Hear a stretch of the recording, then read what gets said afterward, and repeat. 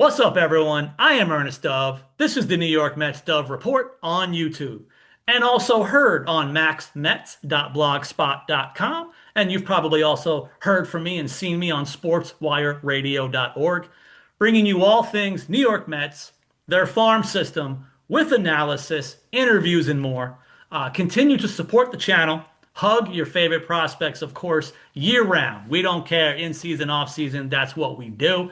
And my guest today is, obviously, he's a Mets prospect. He's a super utility prospect in the New York Mets organization. He's coming off the best season of his pro baseball career in 2025 in the minor leagues, playing most of his games with the Eastern League champion Rumble Ponies, Binghamton Rumble Ponies. During the regular season, he hit 282 on the year with 31 stolen bases. And in the playoffs, he hit 273, five RBIs in 5 games. Bit of an RBI machine in the playoffs when it counted for the Rumble Ponies. He has in his professional career, he's played as many as 5 different positions, infield, outfield, all around the diamond in his baseball career. And today he plays the role of guest on the New York Mets Dove Report. Let's talk Mets, Arizona Fall League, and more with the one and only DeAndre Smith. DeAndre, how are you, my friend? I'm doing good. Yeah. Thank you for having me. Good to have you back, man. Now Yeah. you're like a return guest on the show, but it's been a while Mhm. talking to you from way back when of sorts. So I figured let me give one of my intro questions to you that I've done it with some pitchers lately. Everybody wants to check out my older interviews recently with Brett Banks, among others.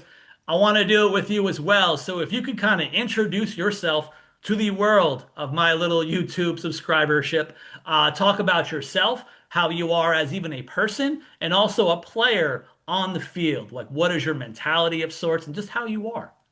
Yeah. DeAndre Smith from SoCal. I went to USC for school, and as a person, I'd say just pretty faith-based and a Christian man, and try to live like my life is so.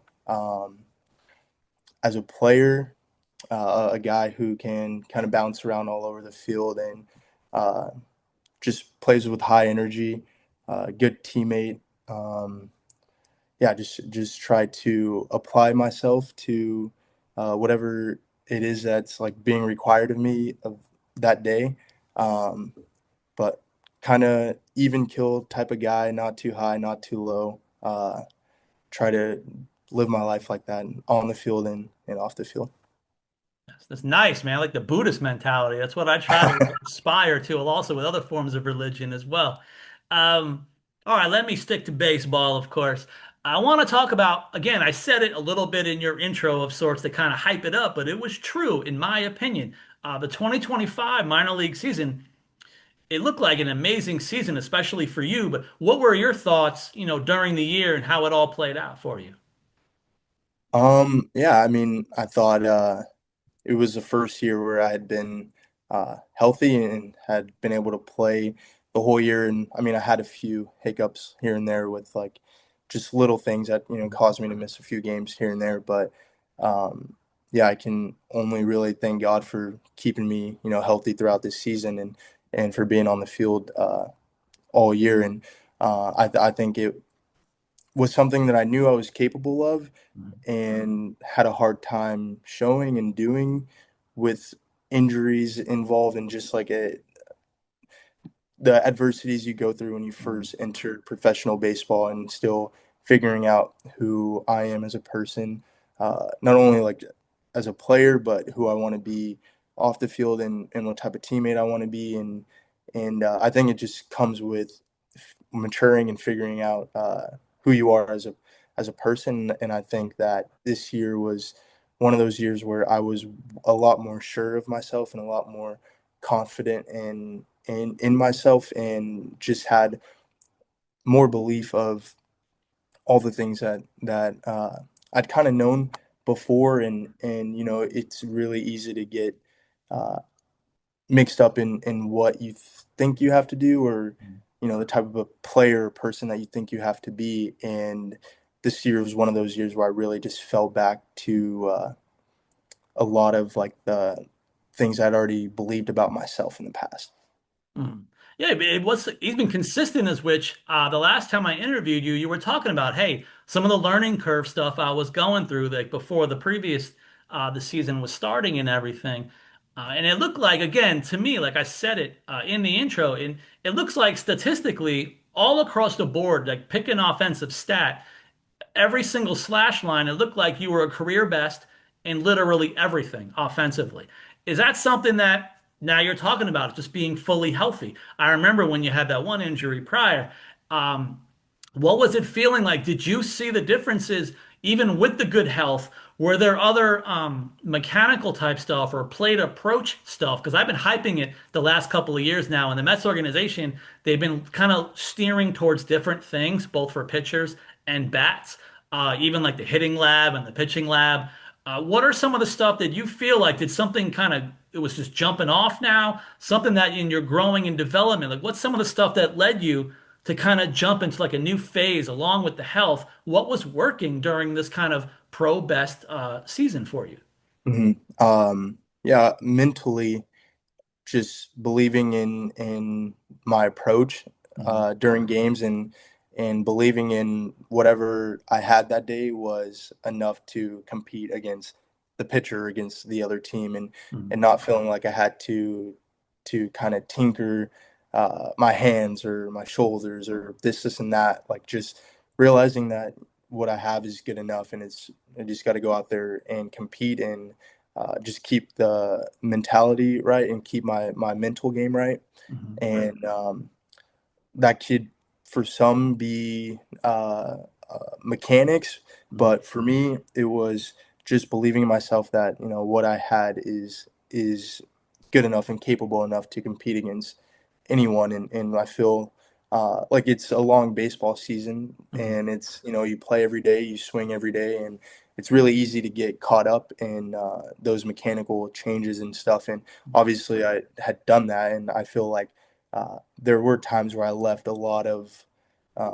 stuff out, on the table, and I didn't really, cash in where I wanted to, but that's just baseball, and that's Mhm. just me learning, throughout the long season of how I can take like my mental game to the next level. And but I think it was a combination of, yeah, some mechanical things, but also just more of a belief in myself thing and a confidence thing and just trusting whatever I had that day. And speaking of long season, because the seasons are long anyway, even in the minor leagues, they can be pretty long, but yours was extra long. Talking playoffs, we had multiple championship affiliates in the Mets farm system this year, which is incredible. Says a lot about the entire organization at this point. So now I want to ask about it because again, minor leagues is still a really cool experience in a playoff vibe. So what was it like for you competing in the playoffs and for a championship at the minor league level? Yeah, it was really cool. It was really cool to see everyone kind of come together for one common goal, and it also was something that didn't really seem forced. Like that common goal was something that we kind of had all year, and I feel like we played that way every single day. So when the playoffs came, it wasn't like we had to kind of gear ourselves up for more energy or for more excitement for those games. Like we went out there and played the same way we were doing, in the regular season, Mhm. which I think made it a lot easier and a lot, um, and it was just a lot more comfortable to play in those environments when the mentality didn't really change or the approach to how we were going about our business didn't change because we were, you know, every game mattered to us. Like we didn't want to lose and we wanted to win every series and we wanted to just play for each other. And I think ultimately that led to a lot of guys having a lot of success in the regular season and in the playoffs. Which is always it's an amazing experience. And You're somebody, well, I think technically you played for both championship teams in the minor league affiliates. You started in Brooklyn. They decided to win a title themselves while you were moving on, winning it with Double A. So either way, you were playing for both championship teams this year. And I remember the Rumble Ponies counting it 20, 30. I think they were hitting 40 games over 500 at one point during the regular season, which is pretty wild, even when affiliates and players like yourself are getting promoted and moved up and down. What an amazing experience that must have been. And then again, you had the long regular season, you had the longer season in the playoffs, which, by the way, you did really well. And then all of a sudden, well, you're not done yet, buddy. So, hey, you're kind of West Coast anyway. Why don't you go ahead and be in the Arizona Fall League as well? What was some of that process like of getting selected, and what was it like for you participating in the Arizona Fall League? Yeah, I mean, it was a great opportunity to go back and participate in the fall league again. I think that's a space where you can meet a lot of really cool people and play against a lot of really good talent and just be able to pick guys' minds that are in other organizations with different philosophies and different approaches to their game and kind of add it to yours and yeah, I mean, I wish that I had more time there and I wish I was able to play more games there. But the time that I was there, I did take a lot from just the guys that I was around and that was a pretty special team. And I know they had a lot of fun together and yeah, I mean, anytime you can continue to play baseball is a blessing, no matter what time of the year it is. So just keeping like the gratitude part and not looking at it as more baseball when it is a amazing opportunity to continue to like grow your game and continue to get better. Yeah, which you continue to do all throughout the year and in fall. And it looks like, even from my own personal amateur-ish by the T scouting perspective, it looks like everyone has tools, and it looks like you've been utilizing your specific tools all season, even through the Arizona Fall League. I feel like there was even a bit of an increase in some of your walk rates, even towards certain things, even in the Arizona Fall League. And then, of course, the stolen bases and the versatility. Again, you played in 8 games. You stole 6 bases in 8 games. So even in the Arizona Fall League, along with the 31 stolen bases with the Rumble Ponies, or maybe some of them, I can't remember if anyone were in Brooklyn going by the full season. Talk about some of that versatility and the speed. Has it always been part of your game, or are you still learning as well about stolen bases, not to just always try and get worried about getting caught? And this versatility, what else is the benefits of having that kind of speed? Yeah, I don't want to say the speed kind of came out of nowhere, but it was a lot of hard work last year at the facility I train at, and I feel like I just learned how to run a little bit better and like mechanics. My running form kind of got better, and just trusting my body again and realizing that running hard is a good thing, and the more I do it, the better shape I'll be in, and just trusting that I can run down the line hard, or I can run and steal a base, and uh, I'll get up and be okay because I've put in the work to not necessarily bulletproof my body, but kind of have that like injury is in the back of my. I'm not thinking about that by running anymore, and I think it just came from the yeah just work and running and getting faster and just trusting it. And that's the other thing too, is along with the speed, I'm calling you the super utility guy because, again, you've played up to 5 positions in pro ball, including in 2025. I think you were consistently playing about 4 of them in the infield and outfield. So what's it like going into a season playing little bit? Can't remember how many weeks in Brooklyn, but you're in high A, double A, two different affiliates, 2 different levels, 2 different positions in the field, even infield and outfield all year long. What is that process like going onto the field and basically playing anywhere among four positions on any given night. Yeah, I mean it's fun. I love to play and I want to play. So Mhm. any way I can be in the lineup and be a help to the manager and to the team, I'm all for it. And yeah, I didn't look at it in any any negative perspective or any negative way. I think any chance I have to be on the field is a great opportunity for me to show what I can do, and I think that I could help I could help the team in a lot of different positions and a lot of different ways by my legs and um, defense and with the bat. So just being able to kind of get plug and play anywhere is something I'm very thankful for that has been added to my game. And it worked out for you all year, which the season finally ended for you after Arizona Fall League. But I guess you're not done yet. What are some of the stuff that you finally can get off playing? But now, what are you doing through the rest of the winter as we already prepare, knocking on the door all of a sudden for the new year? What are some of the stuff you're working on this off season?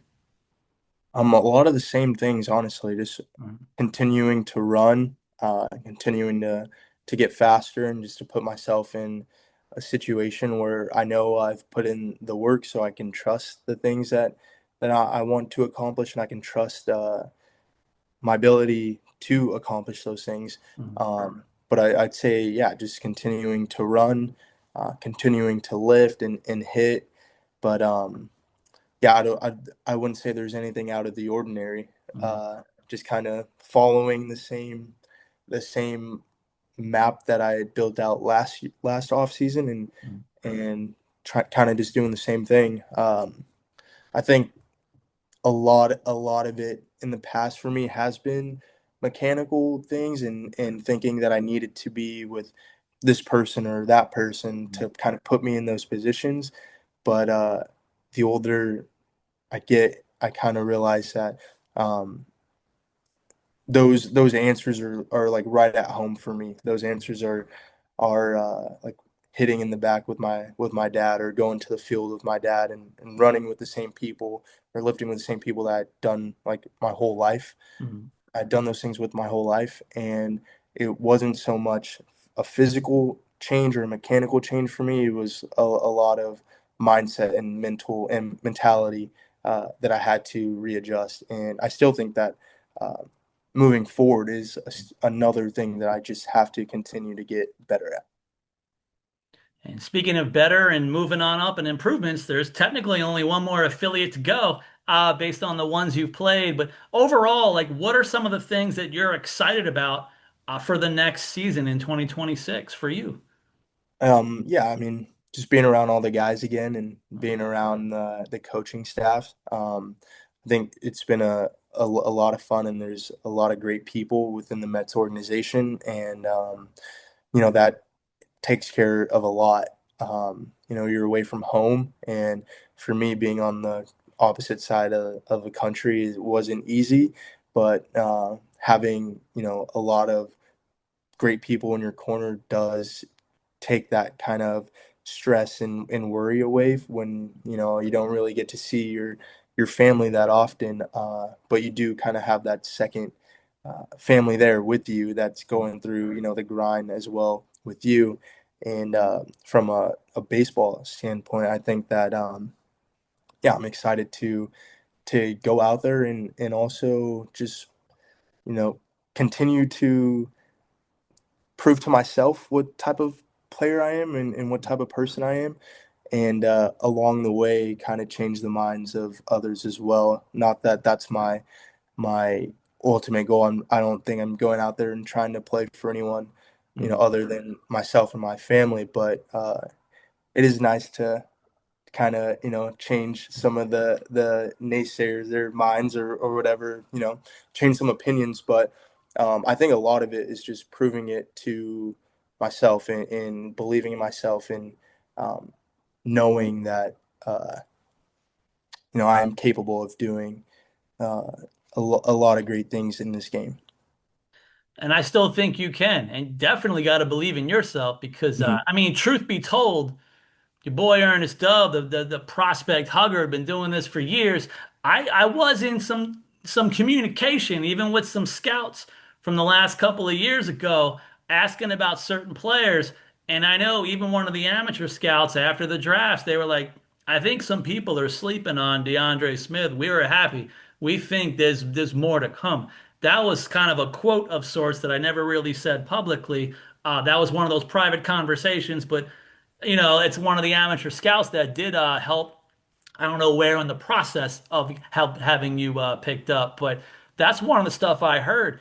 And now you're living it, man. You're doing it for everyone. You're proving the scouts right because that's what they told me privately, and you're proving it to yourself. I think big things are here to come. You do have some fans out there, not just the New York Mets Dove Report, but I see people online. I see people on social media. Your season has been kind of hyped a little bit by others in my little minor league community. Even some of the value metrics stats that are available for minor leaguers, they're showing you having a really good year. So this is exciting stuff for DeAndre Smith. You guys have to see. This is a guy now who's had the double A experience. Again, only one more spot to go.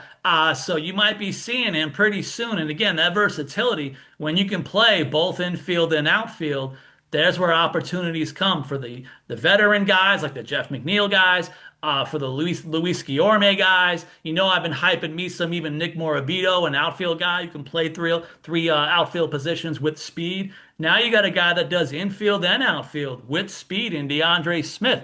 I think you guys need to pay some attention during the 2026 season. Let's see how much further he continues to grow. Before I let you go, I want to get to this final portion of it where I give you the floor once again, like I did in the intro, talking about yourself. But maybe if you could talk about other people, if you could take a couple of minutes, give some shout outs, maybe even coaches, staff, teammates, but even family members and loved ones, who helped get you to this point as you get really to the closest steps of sorts now, getting into next year. Uh, so let's start the shout outs, man. Who are you thankful for and who's helped you all along the way? Well, I'd like to thank God first and foremost. I wouldn't be able to do anything without him, and you know, I'm really nothing by myself, and I'm everything with him, and I'd also like to give a shout out to my parents. They've been a huge support and a huge just help throughout this journey and helping me kind of map out life and just adulthood along the way with kind of just maturing and figuring out who I want to be as a person and as a player and as a son and as so many other things as well. Um, it's been hard. Like everyone has hard times and everyone has to go through adversity, but to be able to fall back on the two people who love me the most has been a huge help. And I think everyone in the Mets organization, coaching staff, and uh, they're amazing, and think that's why there's been so much success throughout the player development and a lot of guys who have done well because they show that they really care and that they really value everyone who's coming up, and they're giving them every opportunity and every resource to put them into the best situation to succeed. So I can't really point out one or the other because I feel like everyone in the organization is doing an amazing job, but leading all these people. And again, it's showing everybody. Since I've been doing this, over the years, even from last year or so, year and a half ago, we were talking. Mets were probably in the mid of all teams in baseball in farm systems. And now all of a sudden, by the end of 2025, there's people ranking the Mets as the number one farm system in Major League Baseball. Others, as a consensus, maybe have them in the 3 to 5 range, but we're talking top five-ish, top five, top six, seven farm system now out of nowhere. And DeAndre Smith is part of the reason for that. It's because of the player development, some of the improvements and jumps that a lot of players are making. You see how I hype some of the guys. Here we are again, and a guy making a huge leap in 2025. He's still young. He's healthy. He's got the speed. He's got all the positions. And he's got me on the New York Mets Dove Report, giving you all the information as you like to hear it. You know how I like to keep things always positive. I like to promote and support all the professional athletes, especially our beloved Mets prospects that you guys are going to hug along with me. So please continue to subscribe. Check the channel, check all the interviews and the videos. And again, 2026 now, when they're knocking on the door, January, February, once March hits, in April, the next season's going to go back to minor league baseball. You guys better be paying attention to DeAndre Smith and pay attention to me because I'll be talking about him all year long. And hey, if he makes it, you can say you heard it here first from when he was in the minor leagues. You know, I did it with Jonah Tom. He was in the major leagues about 2 months after I interviewed him, so you've already seen it happen on the show. Maybe it'll happen again. Thank you guys so much for listening, for watching, and thank you so much for DeAndre for your time. I'm sure we'll stay in touch. I look forward to supporting you all throughout the off season. Maybe I'll go looking for you in the backfields in February. So until next time, guys, I'm out.